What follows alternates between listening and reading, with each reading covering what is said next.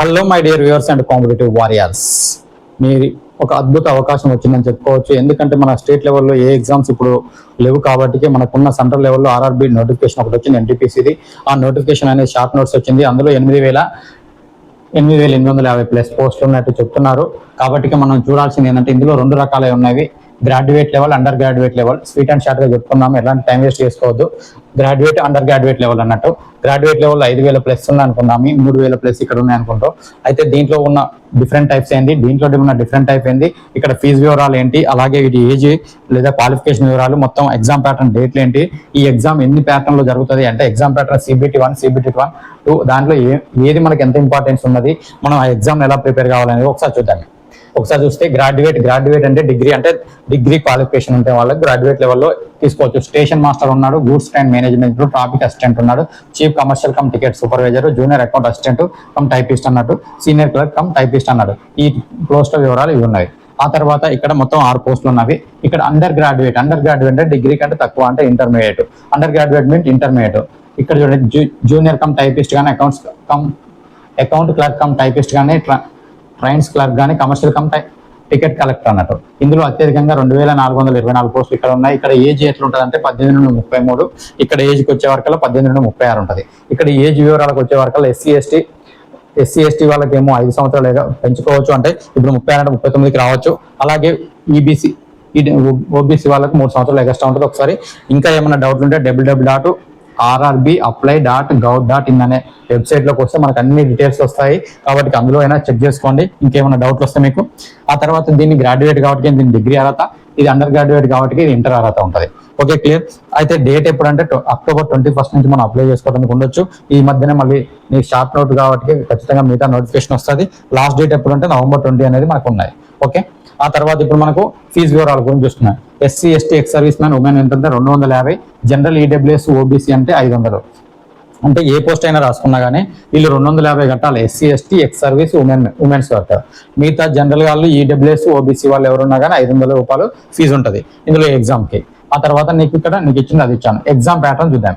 Exam pattern అనేది ఇప్పుడు ఎవరైనా గ్రూప్ డి చదువుతున్న ప్రతి ఒక్కరికి కూడా అదే ఎగ్జామ్ అనుకోండి, ఇది కూడా అదే ఎగ్జామ్. మీరు కనుక ఇప్పుడు మీ దగ్గర ఏ పుస్తకాలు ఉన్నాయి ఆ పుస్తకాలు 1కి 10 సార్లు చదవండి. ఎందుకంటే ఆర్థమెటిక్ పుస్తకమైన అదే, రీజనింగ్ పుస్తకమైన అదే, జనరల్ అవేర్నెస్ అయినా అవి ఉంటాయి. కాబట్టి ఆ పుస్తకాన్ని నువ్వు 1కి 10 టైమ్స్ చదవండి. బట్ బిట్స్ ప్రాక్టీస్ చేసేటప్పుడు ఎన్టీపీఎస్ బిట్స్ ఎలా వస్తున్నాయి, గ్రూప్ డి బిట్స్ ఎలా వస్తున్నాయి అది మాత్రమే చూడండి తప్ప మీరు ఏం పరిశాన్ కాకండి. మళ్ళీ ఎన్టీపీఎస్ వేరే పుస్తకాలు కొనుక్కొని అస్సలే పరిశాన్ కావద్దు. నేను చెప్పేది అయితే 100 సార్లు చెప్తున్నా, యాజ్ ఏ బ్రదర్ లా చెప్తున్నా.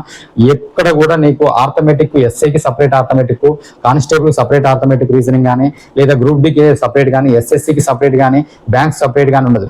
కొంచెము లెవెల్ మారుతుంటది ఎగ్జామ్ ప్యాటర్న్ తప్ప.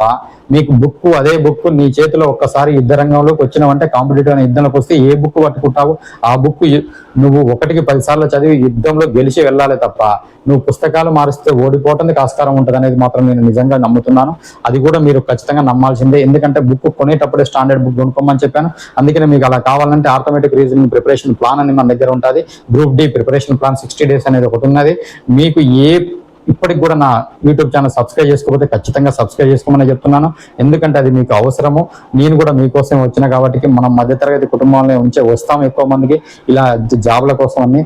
మీలాంటి వాళ్ళు ఎక్కడ మిస్గైడ్ కావద్దు, ఎట్లాంటి మిస్టేక్లు చేయొద్దన్న ఒకే ఒక ఉద్దేశంతో నేను యాజ్ ఏ బ్రదర్లా మీకోసము చెప్తున్నాను. ఓకే, మీ ఎగ్జామ్ ప్యాటర్న్కి వచ్చినట్టే mathematics and general intelligence and reasoning, general awareness. General awareness అంటే ఏం లేదంటే మనం చదువుకునే గ్రూప్ డిలో చదువుకున్న 3వ పార్ట్ 4వ పార్ట్ అంటారు. జనరల్ సైన్స్ కానీ, జనరల్ అవేర్నెస్, కరెంట్ అఫైర్స్ ఉన్నాయి చూసావా, అవే జనరల్ అవేర్నెస్. అక్కడ ఉన్న పుస్తకమే ఇక్కడ ఉంటుంది. బిట్స్ మాత్రం వేరే చూసుకోండి.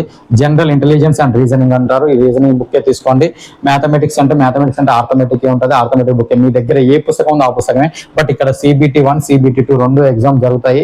అంటే CBT1 అంటే కంప్యూటర్ బేస్డ్ టెస్ట్ 1 అన్నట్టు, కంప్యూటర్ బేస్డ్ టెస్ట్ 2 అన్నట్టు. ఎప్పుడైనా చూడండి ఇప్పుడు ఈ టెస్ట్ అనేది ఏంటంటే మీకు అర్హత సాధించినట్టు మాత్రమే. ఉద్యోగ ప్రయత్నంలో దీంట్లో వచ్చే ప్రతి మార్కు మీకు చాలా చాలా ఇంపార్టెంట్. అందులో నీకు ఎంత ఎక్కువ మార్క్స్ వస్తున్నాయో ఇందులో వచ్చే పోస్టులను బట్టి కూడా మీకు ఉంటుంది. ఇది మాత్రం నీకు ఉద్యోగాన్ని నిర్ణయించేది CBT2. కాబట్టి ఏదైనా కానీ నీకైతే సబ్జెక్ట్ అయితే మారట్లే. గ్రూప్ డి చదువుతున్నావా, ఎన్టీపీఎస్ చదువుతున్నావా, ఏ చదువుతున్నావా, నీకు ఏ సబ్జెక్ట్ మారదు. బట్ నువ్వు చదివే లెవెల్ కొంత చేంజ్ అయ్యి ఉండొచ్చు, కానీ నువ్వు ఎంత పకడ్బందీగా చదవగలిగితే నీకు అంత ముఖ్యమే, అంతగా జాబ్ రావడానికి ఆస్కారం ఉంటుంది.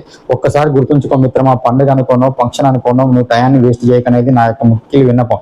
ఎందుకంటే మనం కాంపిటేటివ్ వారియర్స్, ఒక యుద్ధ రంగంలోకి దిగాం. యుద్ధ రంగంలో దిగామంటే ఒక్కసారి చూడండి, నిజంగా యుద్ధం చేసేటప్పుడు నాకు మా ఊర్లో ఫంక్షన్ ఉందనో, మా ఊర్లో పార్టీ ఉందనో, మా బంధువుల రిలేషన్ ఏదో ఫంక్షన్ ఉందనో నువ్వు పోతా అంటే యుద్ధంలో అవ్వుకుంటాడా, వాడు వెనకంగా వచ్చి పొడి చేస్తాడు అంటారు చూస్తారా. ఏదో పని మీద నువ్వు పోతున్నావు అంటే ఇది కూడా అంతే. నువ్వు చదవకపోతే ఇంకొక మిత్రుడు ఎవరో చదివి ఉంటూనే ఉంటారు, చదువుతుంటాడు. అట్లా చదివే వాళ్ళకి ఉద్యోగం వస్తుంది, ఎక్కడ మిస్ కాదు. ఈ రోజు కాకపోతే రేపైనా ఉద్యోగ ప్రయత్నంలో ఖచ్చితంగా ఉద్యోగాన్ని సాధిస్తాడు అతను. మనం ఒక్కొక్కసారి చూస్తాము, కొన్నిసార్లు పేపర్లో చూసినప్పుడు, యూట్యూబ్లో చూసినప్పుడు అనిపిస్తుంది, వాచ్మెన్ ఉద్యోగం చేసుకుంటా కూడా సివిల్ సర్వెంట్ అయ్యాడంటారు, తాపి పని చేసుకుంటా తహసీల్దార్ అయ్యిందంటాము.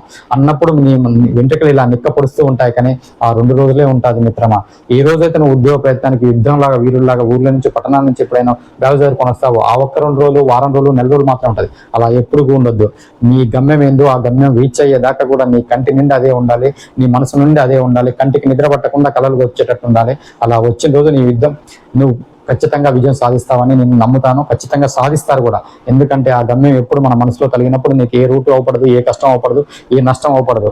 ప్రతి ప్రయత్నంలో విఫలం ఉంటుంది, ప్రతి ప్రయత్నంలో ఎన్నో కష్టాలు ఉంటాయి. విజయం సాధించిన ప్రతి ఒక్కరు కూడా సునాయాసంగా రాలేదండి మిత్రమా. ఈ రోజుల్లో కాంపిటేటివ్ ఎగ్జామ్ రావాలంటే మామూలు కాదు, ఒక యుద్ధమే అన్నట్టు. ఆ యుద్ధాన్ని అందుకనే మేము కాంపిటేటివ్ వారియర్స్ అంటాము. నా డిస్క్రిప్షన్ బాక్స్ లో కూడా ఉంటుంది, నా యూట్యూబ్ లో బిఏ వారియర్ నాట్ ఏ వారీడ్ అంటాను. ఎందుకంటే మనం ఒక యుద్ధ వీరులము, యుద్ధం చేసేటప్పుడు పకడ్బందీగా చేయాలి. తర్వాత ఓడిపోయినాక వారియర్ అంటే బాధపడుతూ చింతిస్తూ ఉండొద్దు అనేది నా యొక్క ఉద్దేశం. Thank you. వీడియో నచ్చితే లైక్ చేయండి, షేర్ చేయండి.